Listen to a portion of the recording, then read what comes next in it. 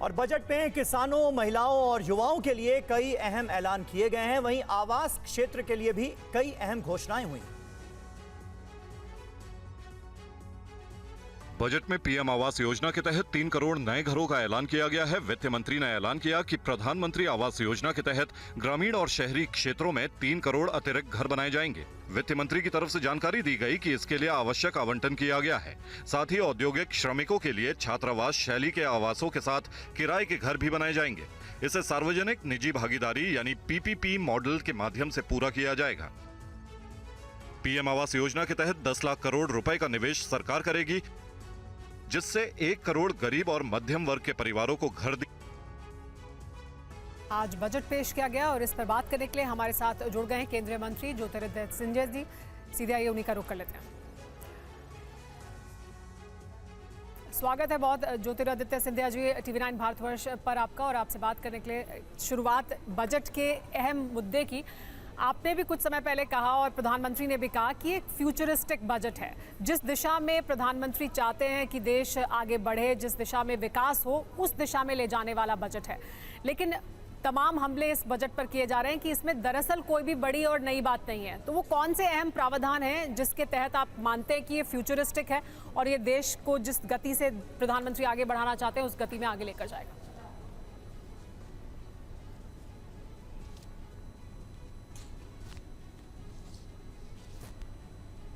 पहले तो आपका बहुत बहुत धन्यवाद कि आपने मुझे अपने शो पे आमंत्रित किया, और आपके द्वारा सभी हमारे TV9 के दर्शकों को मेरा नमस्कार।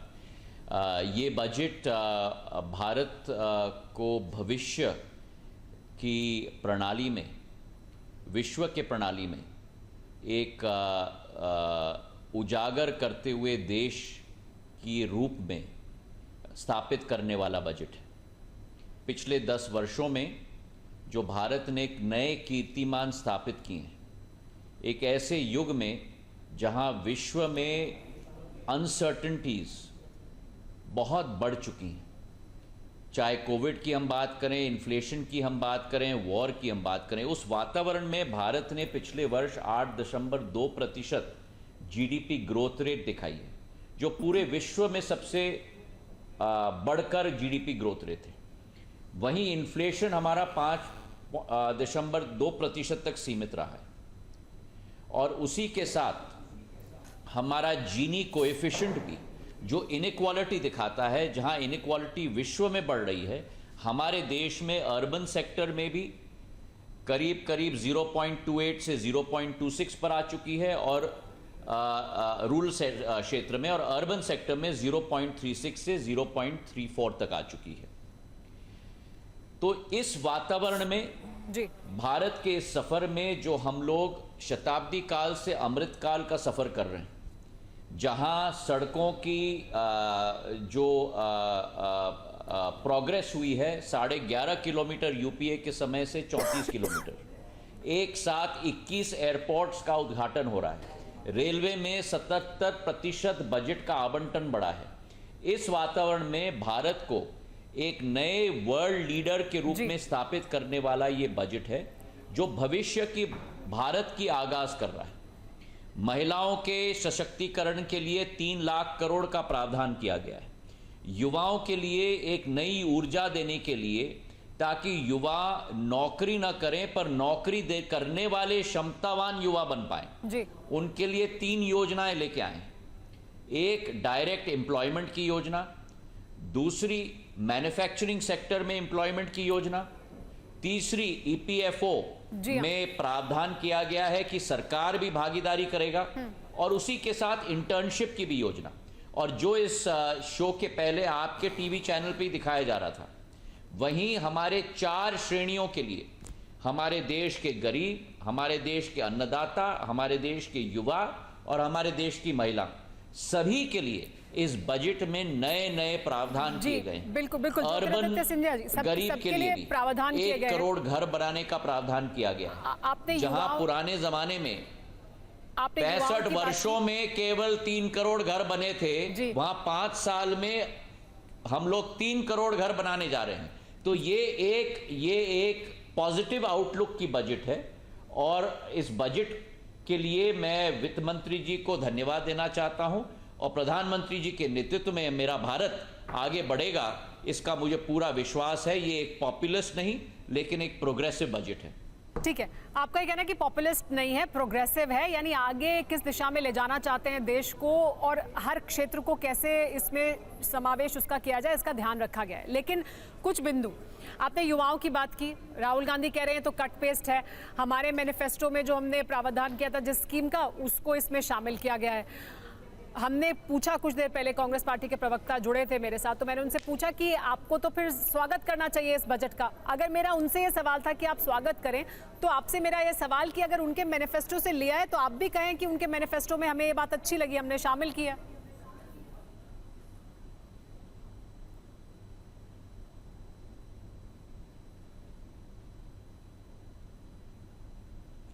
तो बात ये है कि ये एक उदाहरण है आपके लिए, अंगूर सदैव खट्टे होते हैं।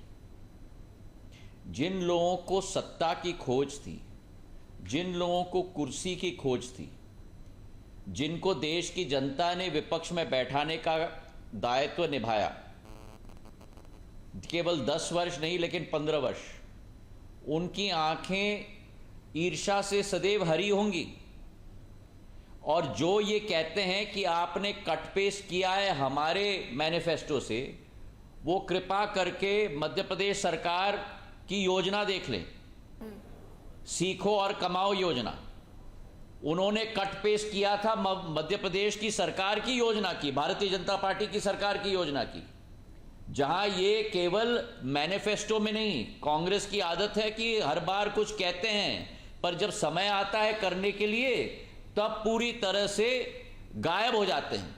मध्य प्रदेश सरकार ने इसको लागू भी कर दी पिछले 2 वर्षों के लिए और उन्होंने इसको कॉपी किया है। और अगर वो अपने मैनिफेस्टो में शामिल कर रहे हैं तो पहले वो मध्य प्रदेश सरकार को धन्यवाद दें। ठीक है, ज्योतिरादित्य सिंधिया जी, एक और बड़ा अहम सवाल ये कि ये कहा जा रहा है कि जो सरकार ने अभी प्रावधान किया, जो मिडिल क्लास है वो हम हर बार ये उम्मीद करती है कि उसे टैक्स में कुछ बेनिफिट मिलेगा, कुछ फ़ायदा मिलेगा, ख़ास तौर पर ऐसे समय तब जबकि आपको लगता है कि सरकार के पास पैसा है, सरकार के हाथ में पैसा है, तब जबकि देश तेज़ी से तरक्की कर रहा है, ग्रोथ हो रही है, ऐसे समय में क्या और राहत मिलनी चाहिए थी लोगों को? साथ ही क्या अब ये साफ है कि नई टैक्स रेजीम में आइए तो आपको राहत मिलेगी?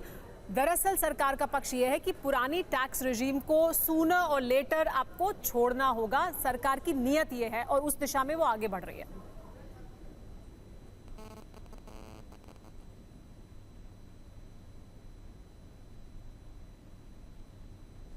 देखिए, एक तो स्टैंडर्ड डिडक्शन 50,000 से 75,000 रुपए कर दिया है। दूसरा, टीडीएस सिस्टम को पूरी तरह से रैशनलाइज कर लिया है। तीसरा, टैक्स ब्रैकेट को इंक्रीज करके 17,500 रुपए की राहत हमारे सारे 10 करोड़ से ज़्यादा टैक्स पेयर्स को दिया गया है। तो अगर ये राहत नहीं है तो क्या है? और उसके साथ मैं ये भी जोड़ना चाहता हूँ कि आज देश प्रगति और विकास के रास्ते पे क्यों चल रही है?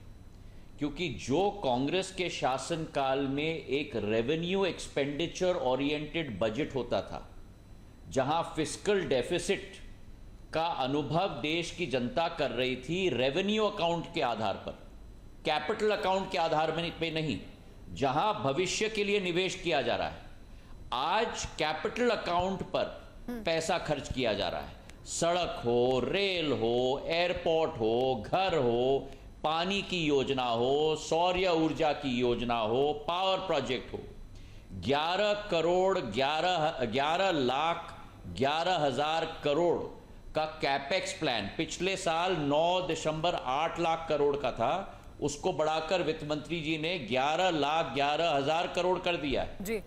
कांग्रेस के जमाने में ये 2 लाख करोड़ तक ही सीमित था, 5.5 गुना ज्यादा बढ़ चुका है। आज हमारा फिस्कल डेफिसिट 4.9% है। अगर ये कैपिटल अकाउंट पे ये फिस्कल डेफिसिट है तो देश के भविष्य के लिए आज निवेश किया जा रहा है, जो हर देश के नागरिक के लिए शुभ संकेत है।